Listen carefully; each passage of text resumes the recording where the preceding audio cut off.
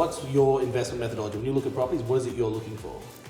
As you know, I tend to go for probably more of the lower end budget homes that need a bit of work. Yep. So then that way we can get the instant equity and basically move on to the next project. So a lot of it is to do with structure and trying to build that portfolio a little bit more. Yeah. Yeah. Well, I think that's something people don't think about is, we say it all the time. I want to buy that $800,000 investment property.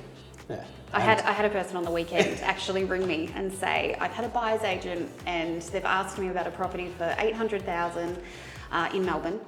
And he started sending through the details and I wrote back and said, that's a 3.5% return. Are you planning on continuing your portfolio? Yeah. And he said, yeah, in January. I said, you need to run the figures and make sure you'll have borrowing capacity after you've done that project. And I think that's where people don't realise that you do get caught up in that.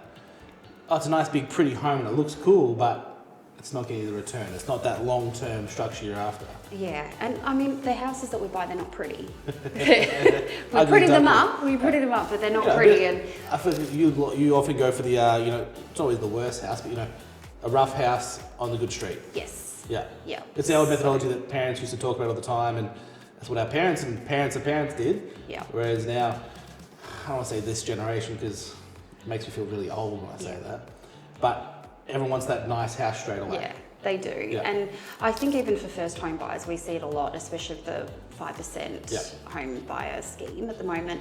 They're looking for, they come in and they go, what's our budget? What's our borrowing capacity?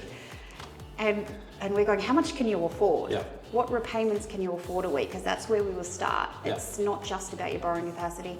And also, if they don't have that deposit there, even with the 5%, you could buy a house like this that's affordable, do it up, get the equity or sell it and take the profits out and then buy your dream home. There's ways to go about it. I think, I don't know if we've talked about, I'll call him B because I don't want to say his name right now, of course. Yep. One of my current clients, he literally bought in 2020, so just the start of COVID. Yep. 350 in Bendigo, so back in the hometown there. 350, and he's just sold. He called me. It was over the weekend. 580 unconditional in 4 years. Like people forget that property. Like it's such an it's not an easy way to make money. That's the wrong thing to say because you can do a lot of dumb shit. Mm-hmm. But it's a really good way, an efficient way if you do it smart and you're happy your hands dirty. 100%. Yeah. It's hard work, but it always pays off. Yeah. Yeah. So I suppose we'll focus on this house for now. What has been the hardest part of this journey? Probably the patching. Yeah. Yeah. Patching. Patching. Every wall needed something done to it. So that was probably the hardest part.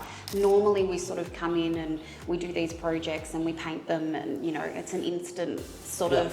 Instant win. Yeah, but this one just took so long to patch everything before we could get that look to change. A heartache. Yeah. So nothing, no sitting on the ground, Chris wasn't in the lounge room crying on hands and knees, sick of this place? No, I think the hard part was probably more that, this is 2 hours from where we live. Yep. So it was working full time, driving every weekend, Yep. working every weekend, crazy hours, and then driving back home. But I'm glad you touched on that right there, because that's the thing that a lot of people struggle to understand is everyone thinks you just buy a house and you can just your own hometown, which is, first of all, is not always the best strategy to go with anyway, because you always should diversify where you are. But it's sacrifice to actually get somewhere. Yeah, and it was a big job. It was me, my husband, and my dad. We're very lucky that he comes to every project we have. He's got some skills, and he's got some skills. He knows how to fix everything. So just for the three of us to do the whole job, it was a fair bit. So it was every weekend for about 14 weeks. Huge. Yep. And then we're done.